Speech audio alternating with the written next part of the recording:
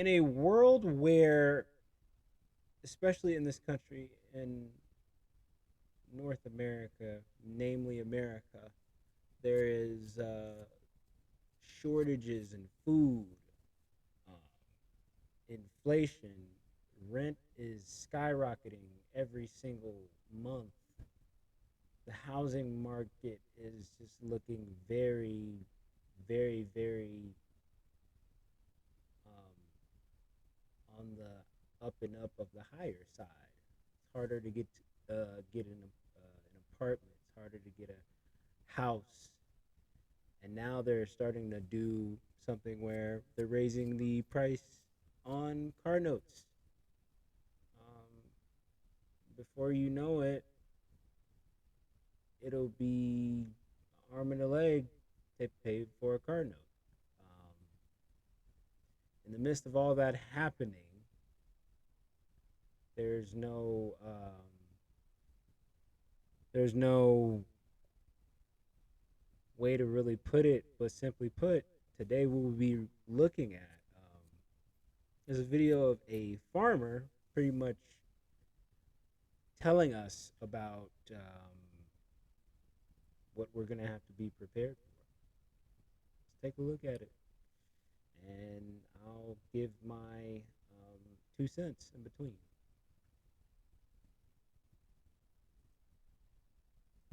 I understand people being concerned about the gas prices, but what you really need to be concerned about is what your food pricing is about to jump to. Okay? Calves and babies are just now being born. Keep that in mind. So the cost to raise them hasn't hit yet. This bale of hay last year was $4. Bag of grain last year was $6. This trunk full in here last year would have cost me $14.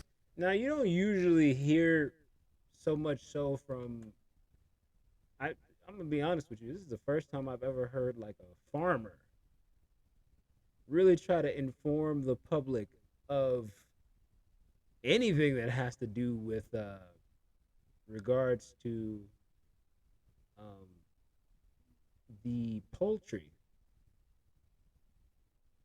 This is the first time I've ever heard a farmer even try to remotely warn the public about anything that has to do with food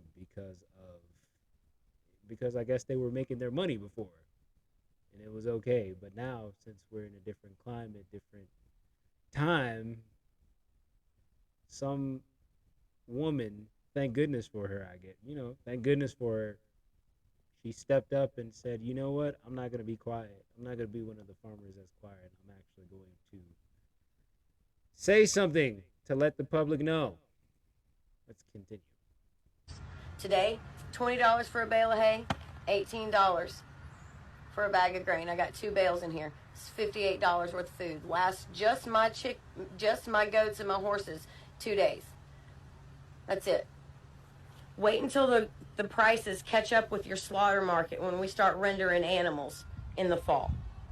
Prepare for $17 a pound chicken, $25 a pound bacon, $30, $40 a pound beef. What she's not saying. She's not saying that we ain't even got on like corn and like the vegetable aspect of this. Remember, she's a farmer, so we're talking about just the slaughterhouse aspect of it, the cows and the cows and the pigs and all of that. We haven't even got on vegetables. Vegetables was already costing too much in the first place, but now I can only imagine what some dang what's it called? What some dang beets would cost now, or some potatoes, like ordinary measly ass potatoes that people don't even. Not everybody eats potatoes like that, but I'm sure the price is gonna rise on the other side as well with vegetables and you know those type of like foods as well as the poultry aspect of it. It is coming. It's not a joke. Please be cautious. Please prepare. So my whole thing is like this. So there are people in the comment section saying things like "grow your own food" and yada yada yada, this, that, and the third. Bro, it's like if it's if it's if it's if it's shaky on the side of the buying and selling of meat to grocers markets, meat markets, uh, and different places that sell poultry. How you think it's how you think it's not going to cost just as much to grow your own stuff? Everybody don't got patience like that to be going and trying to grow their own food.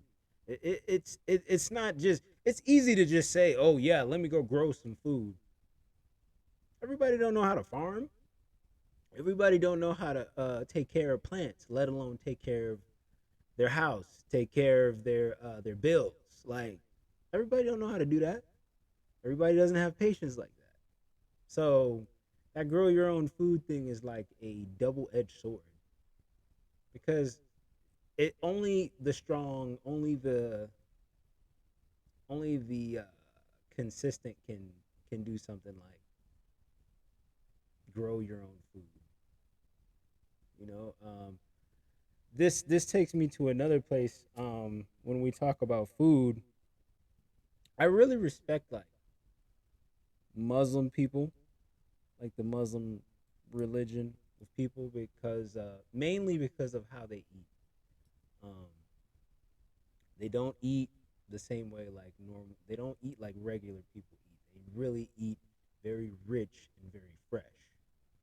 Um, my mother does home health, and she actually works for an Indonesian family that is Muslim. And she explains to me that there is the way they eat is everything that I guess it's like the mother of the house makes. Everything is fresh. Nothing is like leftovers or anything like that. She always cooks fresh food. Like everything is fresh. They don't go to like regular stores like a Walmart or Kroger's to get their food. Like they go to like halal markets and kosher food markets like Jewish kosher food markets, stuff like that. I mean, and but they still do go to like stores like Sam's or Costco because those are where you buy things in bulk, if they need like something in bulk. But that's about it. Most of everything is just like fresh, and it's even down to meat. They actually go to like I said, a halal, and they get their meat fresh. And if you know anything about halal, it's like it's halal is basically just blessed food. They pray over the food before they distribute it to the public, basically. And that is why I like respect like the Muslim uh, people who are Muslim because of just surely the discipline they have to eat. And I also like own like I bought like some books some years ago from Amazon on by the Honorable Elijah Muhammad about it's called like Eat to Live. There's two series of books, and it's just basically talking about how to eat when you're Muslim. But I don't think the book is intended to be just for your standard black Muslim. I think this is just in general how a person should actually eat. Um, I think it's mainly a black person how they should eat. And one of the things in there, because the woman in that video was talking about the prices, the prices going up, and people in the comments of that video were talking about grow your own food. That brings up in my head something about in that book. He there's basically a I don't know if it's a recipe or an instructional on how to basically make bean soup. and like it's basically growing your own beans and taking those beans that you grew and basically cooking them and then putting cooking them and basically making a bean soup. Um, and in that, of course, there is a um, and I never knew this. I found out about this like maybe last year, the year before that. That there's actually navy bean is actually a source of good health. If you eat just navy beans, it does a lot of it helps a lot of like it has like a lot of I'm blanking right now. I'm sorry. It has like a lot of nutrients in it that can help um, the brain, the heart, things of that nature. And I never knew that before. I wouldn't have known that if I didn't basically read the book and try to like go into it a little bit more.